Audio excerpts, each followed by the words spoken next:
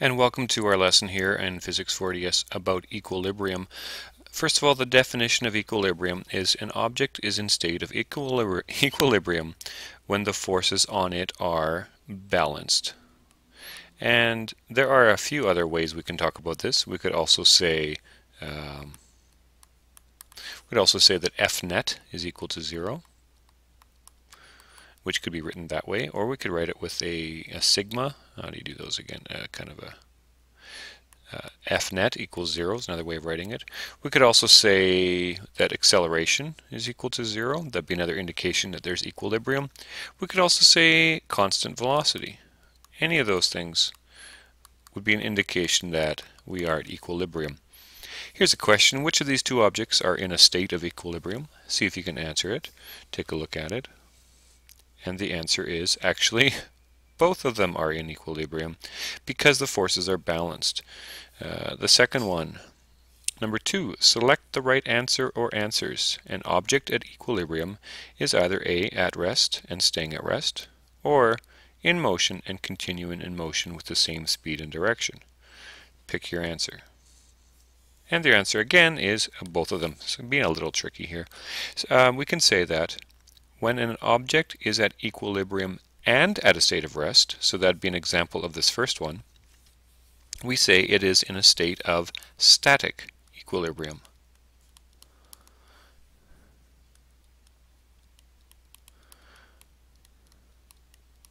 So equilibrium is when the forces are balanced, and a particular type of equilibrium is static equilibrium. Sometimes we just say statics. And so the rest of this lesson is going to be about static equilibrium. When the object is not moving and all the forces add up to 0. So in our first example it says, show that this object is in equilibrium. So we don't have a picture of the object, we just have a picture of the forces acting on this object. What would it actually look like? Well, let's say here's an object. So object C is pushing down on it, so it might be pushing that way, or more like the picture, it could be pulling on it. We don't really know. B might be pushing from this way up there, and A might be pushing. This might be like 3 things that are pushing on this object. But when we draw a free body diagram, we always draw the forces starting at the object and moving away from it. So in this example, if we're going to show that this is equilibrium, here's a diagram, or here's a chart, a table, showing all the forces and the direction of each one. So looking at the first one, the first force A is at 3.4 newtons. So there's 3.4 newtons. And it has an angle of 161 degrees. So really, if I was to consider counterclockwise from east, that would be 161 degrees. I hope that makes sense for you. Force B is at 9.2 newtons at 70 degrees. So for that one, this would be 70 degrees right in there because from counterclockwise from east. And force C is 270 degrees, so you can see 270 degrees. So these are all nicely already put, the direction is already put in counterclockwise. So how could we show that this is an equilibrium? Well, remember, equilibrium is saying all the forces are balanced. So what we're going to do is we're going to find all the x and y components here, and then we're going to show that the x components add up to 0 and the y components add up to 0. Just like up here, if we take a look at this, we could say, okay, these two x components add up to 0 because one is left 75 and one's right 75, and these vertical ones, add up to 0. So we're going to do the same thing here. To make our chart, I'll make it in a more traditional way. I'll say here my x and my y, and then recopying here, I'm going to say that force A, so AX, is going to be equal to 3.4 times the cos of 161. BX is going to be equal to 9.2 times the cos of 70 degrees. And CX, well, when I consider CX, I can just type in 9.8 times the cos of 270. Or I could even recognize that 270 means straight downwards. And so how much does that move in the x direction? 0, right? So this last one I could just put 0 as well. So if I add these all up on my calculator, I would just do this all in one in one fell swoop. Just 3.4 times cos of 161 plus 9.2, and put it all in one. When I add it together, I get negative 0.068. And similarly for my y, I'll just pause it so you don't have to watch me write it all out. So in my y components here, it looks exactly the same as what I wrote for the x components, except for I wrote sine all the time. So here when I talked about this 270 degrees, which is straight south here, straight south, that looks kind of funny, I could have written 0 here. Over here, 9.8 times the sine of 270 degrees, I could also just write negative 9.8 there. Okay, so the sum that I get for my y components is negative 0.048. So perhaps it's not too convincing because it's not exactly 0. But we only have two significant figures here, 3.4, 9.2, 9.8, and so on. So this is very close to 0. So it's not a perfect show, but we got pretty close to showing that the x component is 0 and the y component is 0. So we could say, therefore, equilibrium. Because close to 0.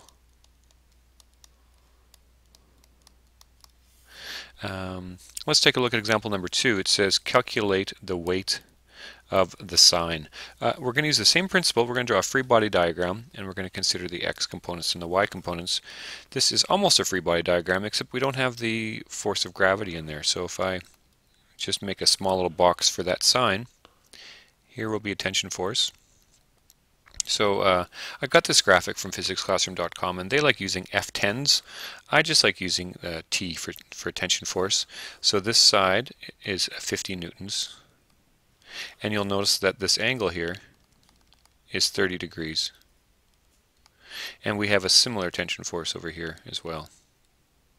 So maybe that will be T1 for tension force number 1, and that'll be tension force number 2 over there. And then we have the force of gravity downwards, okay, Fg. Force of gravity. Now it says calculate the weight of the sine. Now remember, that is the weight, right? So we want to figure out what the force of gravity is. So that's step 1. Now we're going to say, let's divide everything into the x and y components. So we will have the x component of this. So I'll call this one T1x, and this one T1y. And over here I could put this one as T2x, and there is T2y. And we could figure out each of these components here. So T1x is going to be equal to 50 times the cos of 30 degrees. T1y is equal to 50 times the sine of 30 degrees. This one's easy. The sine of 30 degrees is a half, so this one's going to be 25. So here we get 25. Now, because T2 is identical to T1, it's just going to the left instead of right, this answer over here will also be equal to 25. Now, assuming that this is at equilibrium, because just look at it, is that picture moving, and is it staying? It's at rest and it's staying at rest. So this is an example of static equilibrium. So because of static equilibrium, all the vertical forces, T1y 25, T2y 25 up, will be equal to 0. So this downwards force, the force of gravity, has to be equal to 50 newtons. And that's really all we need to do. Notice that I don't even have to figure out what T1x is. T1x will be some positive value, and it'll be off to the right. And T2x, because it's going off to the left, is going to be a negative value. It's going to be going, this one will be some positive, and those two are going to be canceling each other out. Example number 2, it says calculate the tension in each cable. What I failed to put in this one is that this sign, which says eat at Ted's, is a 5 kilogram sign. So let's do the similar thing. Let's draw a free body diagram here. So first of all, the force of gravity downwards is going to be equal to, the formula is m times g, so that will be 5 times 9.8, which is 49 newtons downwards. So we're going to have, this will be T1, here will be T2. Same idea. Now we're going to have our T1x and our T1y. Right away, I'm not even going to look at the T2 right away. Can you tell me what T1y will be just off the top of your head? If this one down here is 49 newtons, this T1y over here is going to be equal to half of 49, isn't it? So that's going to be equal to 22 or 24.5 newtons. Does that make sense to you? So we know that this angle inside of here is 100 degrees. Can we figure out, I'll switch to blue here, what this theta will be there? So if this entire part is 180, and then this inside part is 100, then we have 80 degrees left over, and then my theta part is going to be equal to half of that. Does that make sense? So just a little bit about thinking of the angle. So we got a theta is equal to 40 degrees.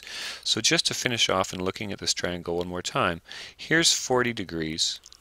This side is 24.5, and this side is the tension force. So that's what we want to find out. We want to find out that tension force. So we could say that the sine of 40 degrees is going to be equal to 24.5 over t. So t is equal to 24.5 times the sine of 40 degrees. And I think I'd have to get my calculator out, but I'm guessing it's 152 newtons. If I'm wrong, someone's going to, in class, please correct me on that one. And it says calculate the tension in each cable. That is the tension in each cable. So this tension will be 152 here, and this will also be 152 in that direction. Okay, cool. Let's try now. Does angle affect tension? So here we have three different pictures, three different frames, and it seems to me that the force of gravity, I'll just draw it over here, is 10 newtons downwards for each of these. So the weight is 10 newtons. Which way would you hang the painting so that the tension is greatest or least? You don't want the tension too great because the cable might break, but you also want some sort of rigidity left and right horizontally. So probably you're going to pick something maybe like the middle one. But let's try this out. So this 5 newtons here is the vertical component of the tension force, right? So here is, I'll just scratch this out. Here's the tension force, right? So this side here is going to be your y component of the tension force. This side here is the x component of the tension force. Notice that this angle 15 degrees is the same as this angle 15 degrees. But this is a force diagram and this is a picture of the string. So you'll notice that this 5 stays the same length the whole time, right?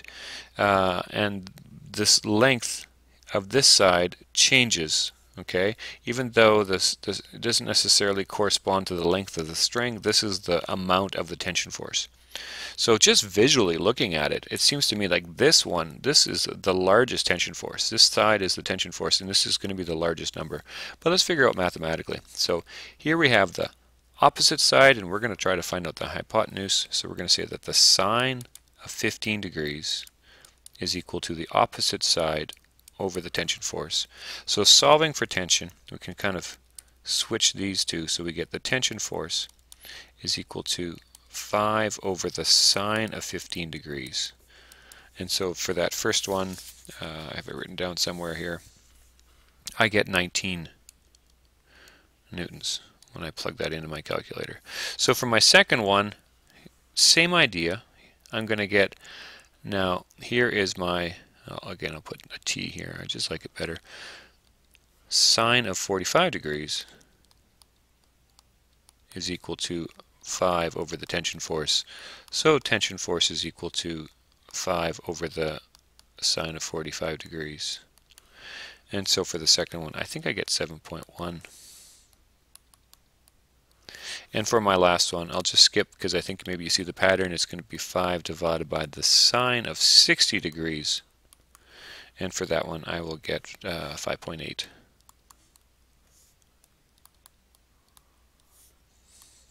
Okay, so what happens here? When we increase this angle, the tension force decreases.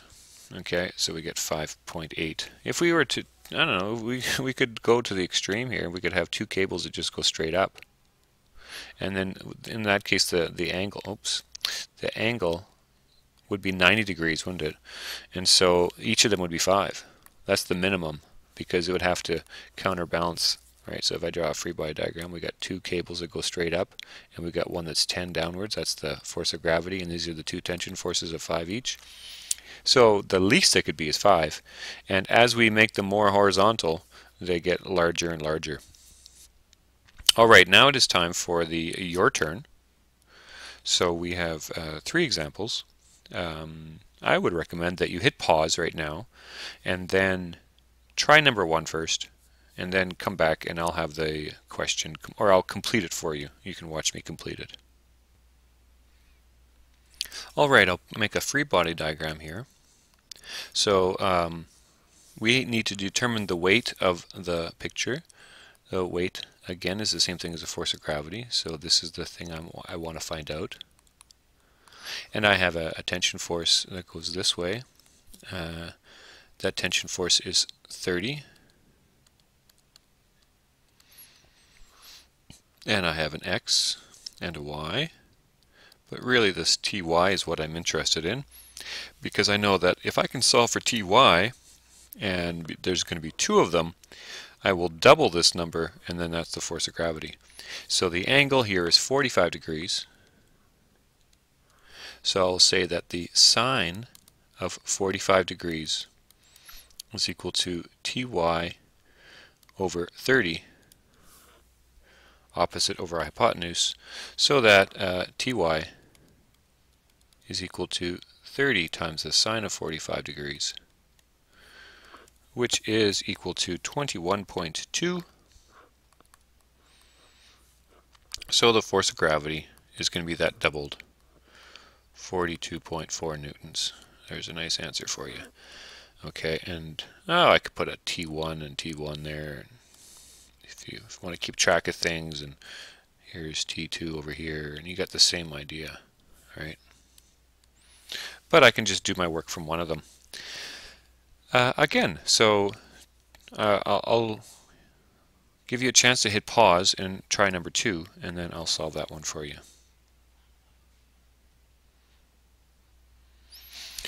This one may have given you a little bit of problems because it's different than our examples. One part that's different is this idea about a rigid horizontal bar. So what could that mean? Well, the picture of how the sine is hanging is different than the free body diagram. And here's what I mean by that. Here is the rigid bar. Okay, and if you can imagine, like, that's a steel bar. It's not a cable that's pulling, it's a bar that's actually pushing. So it's keeping it stuck out there, otherwise the sine would come in. So we have, first of all, the force of gravity downwards, and then this is the cable. So, like, this one is the cable, so this will be this tension force. And then the bar is actually pushing it to the right. And just looking at it, like if I was to cover this up, you would need something to the right, because otherwise there's no way that the forces would be balanced. It says that the sine has a mass of 50 kilograms, so this is 50 times 9.8, so that would be 490. So looking at this diagram here, it seems to me that the only other vertical force is the y component of this tension force. So let's say Ty here is going to be equal to 490. The angle inside here is 30 degrees, and so we need to find out the tension force. So just redrawing that triangle here, this side's 490, this is 30 degrees, and we need to figure out that side. So again, we're using sine. We're going to say that the sine of 30 degrees is equal to the opposite 490 divided by the tension. So tension is going to be equal to 490 divided by the sine of 30. I happen to know that the sine of 30 is equal to a half. So when I divide something by a half, it's the same thing as multiplying times 2. So I should get 980 newtons. There we go. Okay, one last. Are you ready for it? Are you enthused? We can do, this is your turn again. And, well, you know what? I'll just get you started on this. So this, here's the sine. I'll just highlight it in yellow. There's the sine. That's the part that's 10 kilograms. So if we're going to draw a free body diagram, we'll say, okay, here we go. Force of gravity downwards. Okay, and you can figure out that amount of force. Now think about these two tension forces. This one is going off to the right. So we start from the object, and I'm going to take this one here, and I'm going to draw it, and it's going to go that way. Okay, and this is 60 degrees. This one here, I'll do it in green. That one here goes off in this direction. Because again, we start from the object and we go away from it. So, and again, this is 60 degrees. Okay, now I will give you some time to try it on your own. So press pause, give it a shot. Okay, so here's my answer. First of all, I calculated the force of gravity. 10 times 9.8 is 9.8 newtons, or 98 newtons, pardon me. So that the vertical component of each one of these two cables, 98 divided by 2 is 49. I do another triangle here. 60 is the angle, 49 is the opposite side, and I want to find the hypotenuse. So the sine of 60 is 49 over t. Do my little math here, and I get 56.6 newtons. And that would be the tension in each of the two cables. All right, so when you come back to class, you can work on this worksheet here, and you can work on these two mops. If you didn't finish sublevel 3 already, yeah, you can work on that one, and then we're going to move on to sublevel 4. Okay, so we'll see you in class.